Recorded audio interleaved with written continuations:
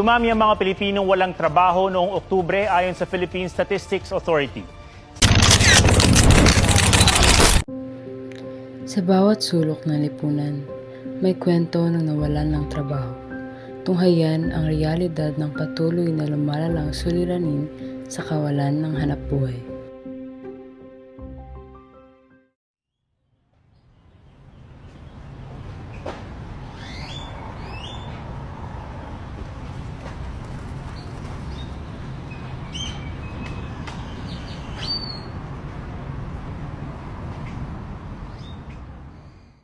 Kuya Carlos, pwede niyo po bang ikwento ang tungkol sa inyo at iyong pinanggalingan? Dati akong construction worker. Ilang taon na rin akong pabalik-balik sa mga proyekto. Galing ako sa probinsya at lumuwas ako rito para makahanap ng mas magandang kita. Pero ngayon, mag-isa na lang ako.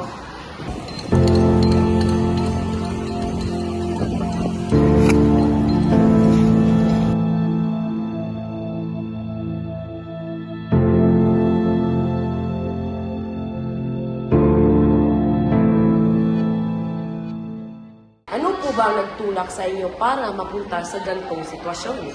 Noong nagsimula ang pandemic, nawalan na kami ng trabaho at nagsara na rin ang site at wala na rin bumalik na trabaho. Noong nag-apply ako sa ibang kumpanya, hindi ako natanggap kasi raw matanda na ako.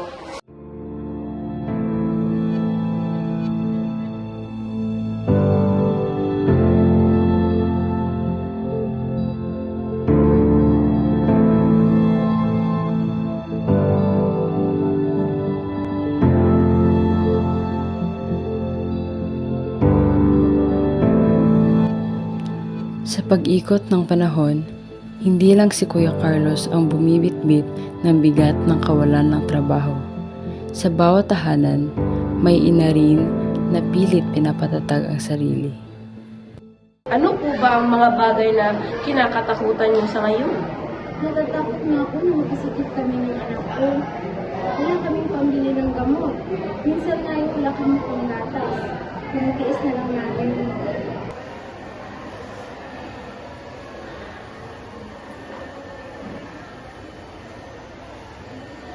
Sa dami po ng pinagdadaanan niyo, ano ang pinakamahirap? Yung anak ko nga, humihingi ng gatas. Wala akong maibigay. Mas masakit nga yun kasi sa magutom kami. Iniiyak ko na lang sa gabi.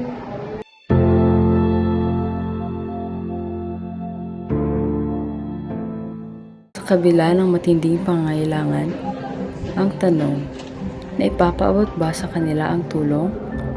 May sapat bang sagot ang pamahalaan para sa mga tulad ni na Carlos at Ana?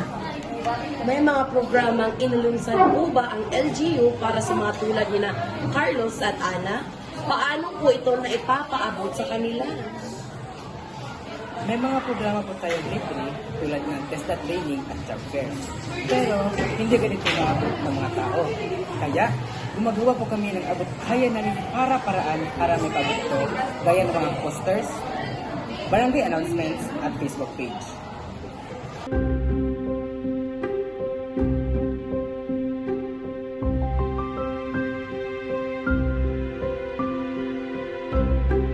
Aminado kami, hindi ito para sa lahat. Kailangan pa ng mas maayos na komunikasyon.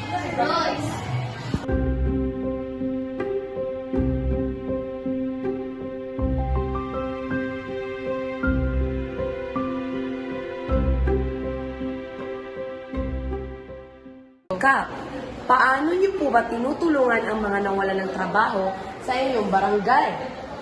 Actually, may natatanggap kaming ayuda kada buwan. Kapag naman walang trabaho sa munisipyo o sa iba, sinasabihan namin kaagad ang mga residente. Pero limitado lang talaga ang oportunidad nila.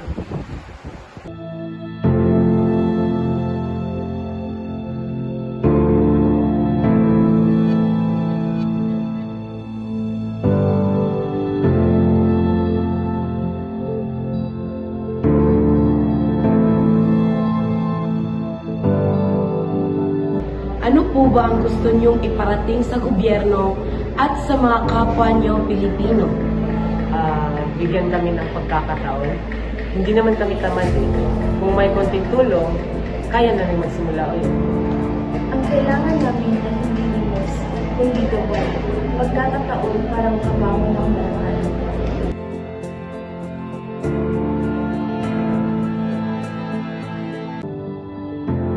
Sa gitna ng kawalan, may sigla. Sa likod ng pagkawala, may pag-asa. Hindi lang trabaho ang nawala, kundi dignidad. At ngayon, panahon na para ito ay maibalik.